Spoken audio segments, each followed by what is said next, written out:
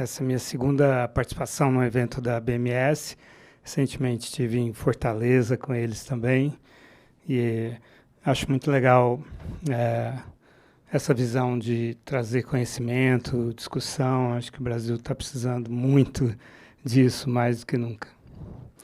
A Polônia acionou o artigo 4 da OTAN hoje, porque ao menos 19 drones russos caíram em território polonês. E dessa vez, outras vezes já tinha acontecido de caírem drones e mísseis, mas dessa vez os militares poloneses acham que eram dirigidos para a Polônia mesmo, e não acidentalmente por causa da vizinhança com a Ucrânia.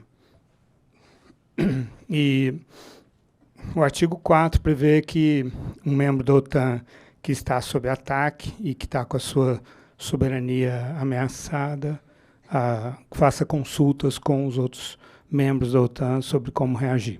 Nesse caso, já houve o primeiro confronto da história entre forças da OTAN e forças da Rússia, porque esses drones foram interceptados por caças F-16 poloneses, caças F-35 holandeses e com o apoio de AWACS, que é aquele avião de reconhecimento italianos.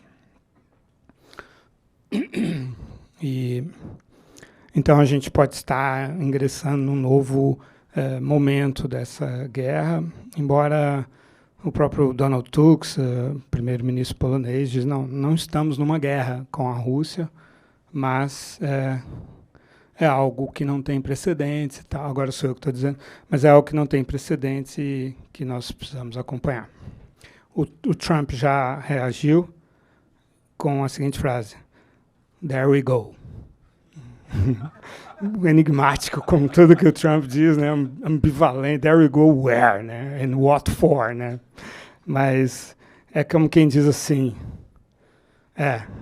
o troço começou, né? Já estamos aconteceu, né? É isso aí.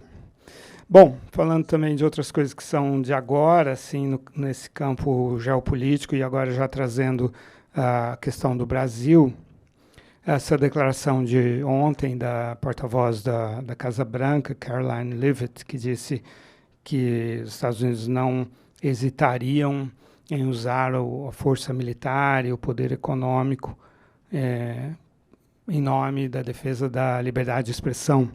Aos 56 anos, o José aceitou o desafio. O Carlos, proprietário de uma loja de roupas, acreditou no potencial do José. O tempero da Maria é especial. Depois de um curso no Senac, a Raquel, dona de restaurante, a contratou. Depois dos 50 anos, o Ricardo arrumou um emprego de garçom. Aos 60, ele participou do programa Sesc Mais 60. O sistema FEComércio MG, por meio do Sesc, Senac e sindicatos empresariais, estimula a contratação de colaboradores com 50 anos ou mais, oferece cursos e qualidade de vida. É importante entender assim, que a Casa Branca de Donald Trump, assim como tantas outras lideranças, assim como acontece muito na geopolítica e em outras relações de poder, usa-se muito a teoria dos jogos, né, em que você trabalha com a falta de informação do seu oponente.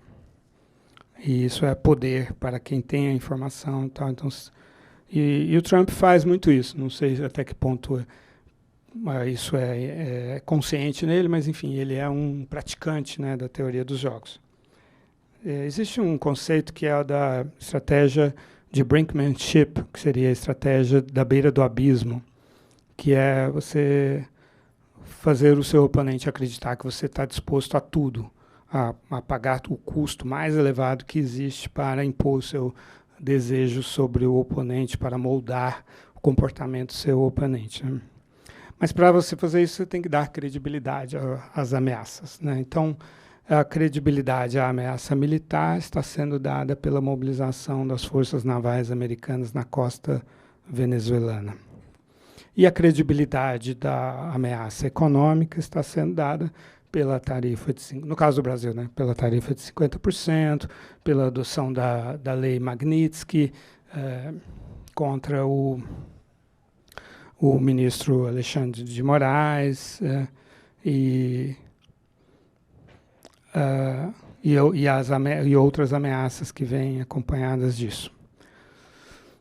No campo militar, eu não vejo nenhuma perspectiva de nenhum tipo de ação militar contra, nem mesmo contra a Venezuela, quanto mais contra o Brasil. Porque o Donald Trump ele se elegeu e se reelegeu depois, se elegeu novamente depois, com a promessa de não engajar o Brasil, de não engajar os Estados Unidos em operações militares que são caras, que demandam vidas americanas e tal, esses traumas, sobretudo os recentes, como o Afeganistão e o Iraque, e os antigos, como o Vietnã.